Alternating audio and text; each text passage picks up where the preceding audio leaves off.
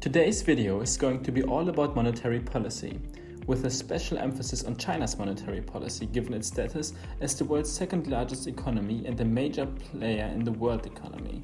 The first step is to provide a quick overview of monetary policy, and then we will contrast the current economic situation in China with that of industrialized countries with regards to crisis management in the framework of monetary policy. We will then compare the people banks of China's role in the Chinese economy to that of other central banks, like the Federal Reserve for instance. Finally, we will draw some conclusions based on our findings and the knowledge we have gathered. The term monetary policy is used to describe how national central banks handle the creation and supply of currency and interest rates. The economic situation in a country determines the necessary changes to these policies. Monetary policy's broad objectives include containing inflation while supporting job creation and economic growth. Keeping these priorities in check isn't always simple. Over the past decade in particular, monetary policy has emerged as a vital instrument for avoiding or softening the effects of economic downturns. Policymakers throughout the world have been busy and challenged by trade wars and other black swan occurrences such as COVID-19 or, until recently, the crisis in Ukraine, highlighting the significance of effective monetary policy operations. Let's take a quick look at the developed world's quantitative easing efforts. By purchasing securities on the open market, a central bank can reduce interest rates and combat scarcity of the money supply. By increasing bank reserves and commercial banks' access to liquidity, lending and investment is promoted. When interest rates are close to zero, growth in the economy has slowed, and deflationary pressures are high, quantitative easing can be implemented. As it becomes apparent from this chart, in the developed world, quantitative easing initiatives have increased central bank balance sheets by $11 trillion or 73% in relative terms, as a consequence of the pandemic. But how about in China? Since there's been a discernible increase in the implementation of QE, one could wonder if China has somehow missed the mark and failed to come up with an adequate response. A different conclusion might be drawn by comparing bond yields and cumulative equity returns between China and the developed countries. It is fairly evident that China's monetary policy differs significantly from that of the developed nations. Let's dig deeper into this topic and learn more about China's monetary policies. The People's Bank of China's primary mandate is to maintain the stability and value of currency and thereby promote economic growth. The PBOC uses a variety of methods to regulate the money supply and interest rates, so interpreting what China wants to achieve can sometimes be a confusing affair.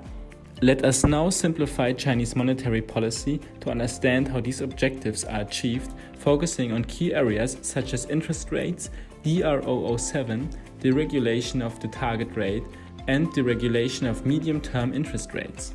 In the past, the PBOC has mostly focused on managing the quantity of money in its economy and setting quotas on how much banks can lend.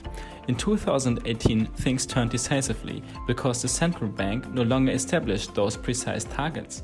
Therefore, it is fair to say that the PBOC has been working toward a monetary policy system centered on interest rates, which is more in line with policy systems in developed countries and away from one that monitors and manages quantitative indicators like the M2 money supply, for instance.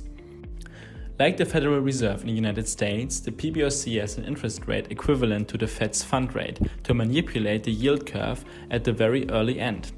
This rate is called the 7-day Depository Institutions Repo Rate, abbreviated DRO07. The rules for collateralized borrowing between banks are established here. The DRO07 rate can be changed by the People's Bank of China through open market operations in the form of reverse repo. The People's Bank of China may reduce the DRO07 rate by injecting liquidity into the financial sector and thereby reducing the interest rate, until banks are prepared to lend to the PBOC against collateral at lower rates. But there are other tools to keep the DRO07 rate in a desirable range. The mechanism that is used to floor the 7-day Depository Institutions rate is the interest rate paid on excess cash reserves. If this rate is set low, banking institutions would not lend to one another at lower terms. The The Standard Lending Facility, abbreviated SLF, of the People's Bank of China provides financial institutions with access to a credit line with the central bank for the purpose of meeting temporary liquidity needs. In practice, this rate will function as a ceiling rate for the DR007 rate for depository institutions, as financial institutions are unlikely to borrow funds at a higher rate than the one established by the Standard Lending Facility. Up to this point, the PBOC's interest rate monetary policy looks fairly similar to the Fed's.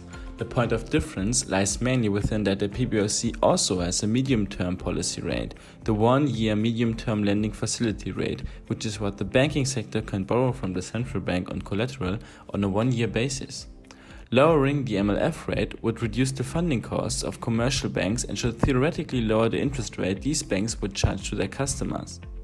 In essence, the PBOC would have greater control over the yield curve beyond the very short end, and therefore improve the transmission mechanism by which interest rates affect the economy. I realize that what we have just learned is extensive, and that this is also quite a complicated subject. Thus, let us demonstrate and summarize the PBOC's monetary policy options. One thing we have learned is that the DR007 rate is used to control the shorter end of the yield curve by adjusting the interest rate between banks. Conversely, we get insights into the MLF rate, a key differentiating factor in Chinese monetary policy. It is meant to affect how willing banks are to lend money to enterprises in the real economy. These two policies have far-reaching effects on the Chinese economy, the lending structure, and the money market. Now that we have all the information we need, we can draw the following conclusion. China's monetary policy is an example of how the country has learned from the West and adopted certain procedures while maintaining its own unique perspective. While the DR007 rate was adopted from the US as part of the transition to an interest rate-based monetary policy approach, China has also developed and is experimenting with MLF rates in an effort to exert greater control over the economy. Additionally, China is more cautious with QE in general, the merits of which are still debated by economists. This viewpoint is supported by what Ma Jun, a member of the PBOC Monetary Policy Committee, said about QE, namely that it has significant negative implications as it would inevitably cause asset bubbles in the stock and real estate market. Additionally, unlike most developed industries, where interest rates are now in the zero range, China is one of the only major economies still offering a reasonable yield, and it has enough gas in the tank to counter additional weakness by employing the rates lever if conditions demand it.